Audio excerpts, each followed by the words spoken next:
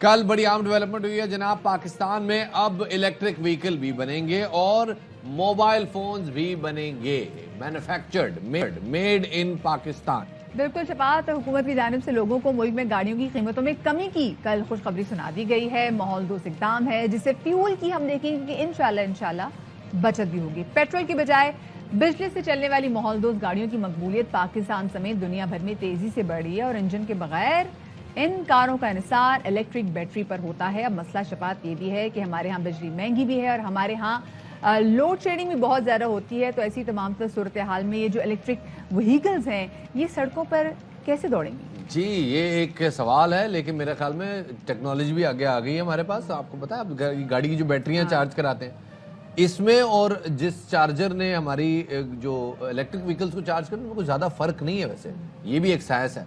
तो इसी हवाले से मेरे ख्याल में विदाउट मच अडू चलते हैं फवाद चौधरी के पास। फवाद चौधरी साहब हमारे साथ मौजूद हैं, वफाकी वजीर बराए साइंस एंड टेक्नोलॉजी। बहुत शुक्रिया फवाद वक्त देने के लिए। ईसीसी ने फाइनली इलेक्ट्रिक व्हीकल पॉलिसी की मंजूरी दे दी है। आपने कस्टम्स ड्यूटी को 15% जो ऑलरेडी थी आपने उसको खत्म कर दिया है। आपने जो रेगुलेटरी ड्यूटी थी उसको 50% रिड्यूस कर दिया है। अब इस सारे इकदाम के बाद क्या इलेक्ट्रिक कारें आम आदमी की पहुंच में होंगी? सबसे पहले तो मुझे बड़ी इस बात के ऊपर फख्र है और खुशी है। जब मैंने ministry of science and technology का चार्ज संभाला था तो उस वक्त जो हमारी ईवी पॉलिसी रजिस्टर नहीं करती थी और उसके बाद हमने इसके ऊपर काम शुरू किया मिनिस्ट्री ऑफ क्लाइमेट चेंज के साथ और फिर बाद में मिनिस्ट्री ऑफ इंडस्ट्रीज भी जो है वो इसमें हमारे साथ आके मिली। और आज से 1.25 साल पहले हिंदुस्तान हमसे बहुत आगे चला गया था। पाकिस्तान का साउथ एशिया में हम इलेक्ट्रिक व्हीकल में बहुत पीछे थे। आज अल्हम्दुलिल्लाह हम इलेक्ट्रिक व्हीकल में पाकिस्तान की जो पॉलिसीज हैं वो one of the most progressive policies हैं साउथ एशिया में। और हम ये समझते हैं कि अगले इंशाल्लाह 10-15 सालों में हमारा 20 से 30% जो हमारी ट्रैफिक है वो इलेक्ट्रिक के ऊपर चली जाएगी। इलेक्ट्रिक व्हीकल जो है वो उसकी जो टेक्नोलॉजी है वो बड़ी तेज़ी से बेहतर हो रही है। उसकी जो बैटरीज हैं, आपने देखा होगा कि टोयोटा ने अनाउंस किया है, उन्होंने बैटरी बनाई है जो 500 किलोमीटर तक चार्जिंग की उसको ज़रूरत नहीं है। और आगे जिस तरीके से इस साल के आखिर तक या अगले साल तक हम ऐसी बैटरीज देखेंगे जो कि 1000 किलोमीटर भी चार्जिंग के बगैर जो है वो चलेंगी। लिहाजा इसका मतलब ये है कि बैटरी सस्ती हो रही है और उसकी जो ताकत है वो ज़्यादा हो रही है। इसके नतीजे में हमारी जो इलेक्ट्रिक व्हीकल्स हैं वो ना सिर्फ ये कि जो है उनकी एनवायरनमेंट के ऊपर बहुत अच्छे असरात मुरतब होंगे, बल्कि उनकी जो कीमत है उसके ऊपर भी बड़े अच्छे असरात मुरतब होंगे। और अब भी आप देखेंगे कि इससे कंपटीशन पैदा होगा इलेक्ट्रिक व्हीकल का, कंबस्शन इंजन का, और उसके नतीजे में गाड़ियों की कीमतें जो है वो वाज़ेह तौर के ऊपर कम होना शुरू। सही। अच्छा चौधरी साहब, आपने बहुत अच्छी की, लेकिन हमारे यहाँ मसला ये है कि हमारे यहाँ बिजली महंगी भी और बिजली का बहरान भी है और ये गाड़ियाँ चार्ज भी बिजली से ही होंगी। तो इन मसाइल के होते हुए क्या इलेक्ट्रिक गाड़ियाँ जो है वो पाकिस्तान में कामयाब हो सकेंगी? बिजली का बहरान का उसकी कमी का मामला नहीं है। बिजली तो हमारे यहाँ इस वक्त तकरीबन आप समझिए कि 40% हमारी ज़रूरत से ज़्यादा बिजली है और डिस्ट्रीब्यूशन सिस्टम ना होने की वजह से हम बिजली जो है वो पहुंचा नहीं पाते। तो बिजली जहाँ पे नहीं है वहाँ पे ये नहीं है कि मुल्क में बिजली नहीं है, वहाँ पे डिस्ट्रीब्यूशन सिस्टम के मसाइल हैं। बिजली की कमी जो है वो प्रॉब्लम नहीं है।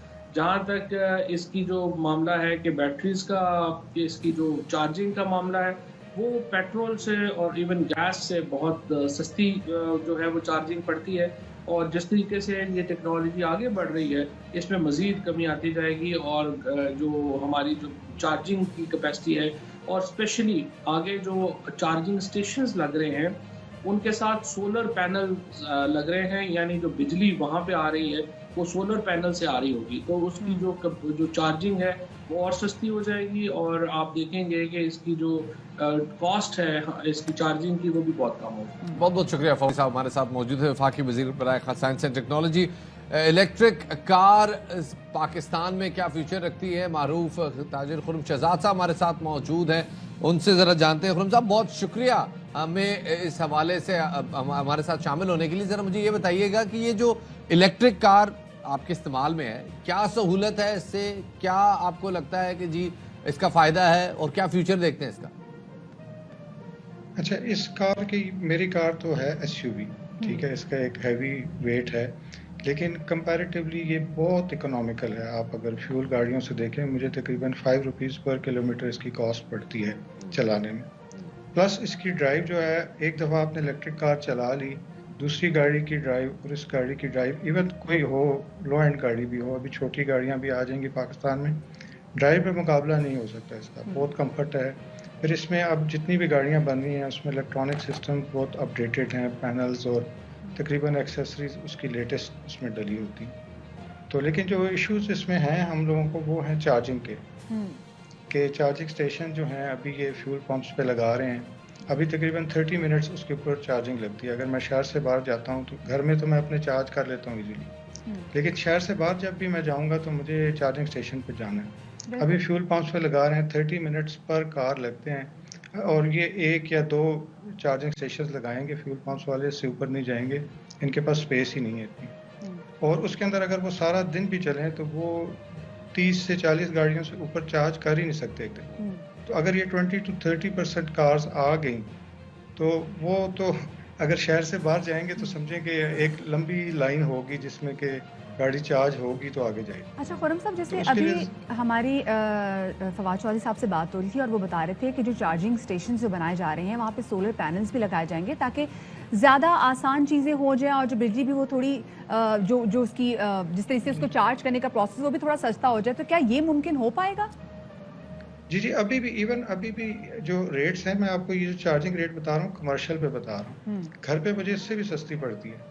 5 रुपीज़ जो है मैं कमर्शियल चार्जिंग का उसका बता रहा हूँ। अभी ये चार्ज तो बहुत ज़्यादा कर रहे हैं, जो पंप्स हैं वो तकरीबन 50 रुपीज़ पर यूनिट चार्ज कर रहे हैं, हालांकि जो गवर्नमेंट से ले रहे हैं वो 17-18 रुपीज़ पे ले रहे हैं। तो लेकिन ये है कि सोलर पैनल्स का तो अभी देखना पड़ेगा कि इतने बड़ा, मसलन कि ये अब 70 यूनिट्स हैं, वो 30 मिनट्स में चार्ज करती है, तो वो सोलर पैनल्स उसके लिए बहुत ज़्यादा चाहिए होंगे कि वो क्या टेक्नोलॉजी आती है। लेकिन जो इशू मैं अभी जो अडॉप्शन में जो इशू है कि अगर आप शहर से बाहर नहीं जा सकते तो वो एक बहुत बड़ा इशू है। उसके लिए इनको चाहिए कि ये फ्यूल पंप्स लगाएं रेस्टोरेंट्स के बाहर, जो कि वेस्टर्न कंट्रीज़ ने जो किया है उसी को फॉलो करें। अभी ये जिस तरह से ऑयल मार्केटिंग कंपनीज़ को दे रहे हैं वो एक बड़ा हिकअप बन जाएगा आने वाले टाइम में। इनको चाहिए कि ये रेस्टोरेंट्स पे दें कि मैं गया हूँ मोटरवे पे, मैं वहाँ पे रेस्टोरेंट मैकडॉनल्ड्स के बाहर चार्जिंग पे लगा दूँ, मैकडॉनल्ड्स में 30 मिनट्स बैठूँ और वापस आके गाड़ी में चला जाऊँ। और वहाँ पे एक बहुत बड़ी काउंट होनी चाहिए चार्जर्स की, कि मसलन कि 8-10 चार्जर्स कम से कम फ़िलहाल लगे हों। बाद में जब जो जिस तरह वो उनका प्लान है नेक्स्ट 5 ईयर्स में 20 to 30% गाड़ियाँ करने का, तो वहाँ पे तो 40-50 चार्जिंग स्टेशन चाहिए होंगे। बहुत बड़ी ट्रैफिक है मोटरवे की। बिल्कुल जी, और ये होना भी चाहिए। इंफ्रास्ट्रक्चर की बहरहाल अभी बहुत कमी है। बहुत शुक्रिया जी, हमारे साथ खुर्रम एजाज मौजूद थे जो कि इलेक्ट्रिक कार में बात कर रहे थे। फिलहाल पाकिस्तान में इलेक्ट्रिक कार्स एग्जिस्ट तो नहीं कर रही हैं, इंफ्रास्ट्रक्चर, बुनियादी इंफ्रास्ट्रक्चर मौजूद नहीं है, लेकिन बढ़िया चार्जिंग, अगर आपके घर में एक बड़ा यूपीएस लगा हो डबल बैटरी का, आपके महीने में बिजली के 150 एक्स्ट्रा यूनिट्स लगते हैं सिर्फ उस यूपीएस की बैटरी की चार्जिंग के लिए। अब आप इमेजिन करें कि आपकी गाड़ी रोजाना की बुनियाद पे आपके घर में चार्ज हो रही होगी तो बिजली का खर्चा तो होगा जी वाह वाह। बिल्कुल, ये तो है बिजली का खर्चा, लेकिन साथ में शफात एक बात उन्होंने जो भी कही खुर्रम एजाज साहब ने, वो ये कि ठीक है जी इलेक्ट्रिक व्हीकल्स आ तो जाएंगी, हम इनको शहर से बाहर नहीं निकाल सकेंगे। हम ये नहीं सोच सकते कि ठीक है मोटरवे पे आराम से फर्राटे भरती हुई गाड़ी जाएगी, क्योंकि जब तक चार्जिंग स्टेशन मोटरवे पे भी नहीं आएंगे काफ़ी ज़्यादा मुश्किल होगी। और शफात कैपेसिटी बढ़ाने की भी ज़रूरत होगी, मतलब ये नहीं कि एक स्टेशन बन जाए और वहाँ पे एक ही गाड़ी की बैटरी चार्ज हो सके। घर में भी जनाब स्टेशन बनाने पड़ेंगे और इन तमाम चीज़ों को साथ लेके चलना पड़ेगा, इंफ्रास्ट्रक्चर डेवलपमेंट और साथ में बहरहाल electric cars is the future. और एक बात मैं इससे भी एग्री करूंगा कि जो इलेक्ट्रिक कार की जो ऑप्शंस हैं, जो उसके अंदर फैसिलिटीज होती हैं, जो उसका इलेक्ट्रॉनिक पैनल होता है, it is uncomparable with any manual car. तो जनाब यहाँ पे आपको ये भी बताते चले कि जैसे अभी फवाद चौधरी भी हमारे साथ बैठे हुए थे और वो भी बात कर रहे थे कि हमारे साथ बात कर रहे थे तो बता रहे थे कि जनाब ये जो इलेक्ट्रिक व्हीकल पॉलिसी है इट इज़ ऑल डन, और ये अच्छी बात है कि सारा काम पिछले 2 सालों के अंदर अंदर ही हुआ है। बिल्कुल जी, और अल्लाह करे कि आने वाले साल में काम कंप्लीट भी हो जाए, सड़कों पे नजर भी आए। छोटी सी ब्रेक की तरफ हम जा रहे हैं, हमारे साथ रहिएगा।